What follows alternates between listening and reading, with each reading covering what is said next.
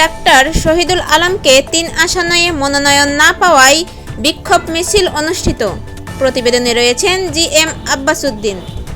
সাতক্ষীরা ৩ আসনে বিএনপির কেন্দ্রীয় কমিটির সদস্য গরিবের বন্ধু জনপ্রিয় নেতা আলহাজ অধ্যাপক ডাক্তার শহীদুল আলম মনোনয়ন না পাওয়ায় এবং সাতক্ষীরা ৩ আসনে বিএনপি কাজী আলাউদ্দিনকে মনোনয়ন দেওয়ায় বিক্ষোভে ফেটে পড়েন স্থানীয় নেতাকর্মী, সমর্থক ও সাধারণ মানুষেরা। ৩ নভেম্বর সোমবার সন্ধ্যায় কালীগঞ্জ উপজেলার নলতা ইউনিয়নে নলতায় বিক্ষোভ মিছিল করেছেন তারা।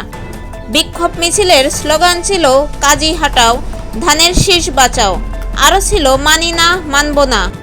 বিস্তারিত দেখুন ভিডিও চিত্রে।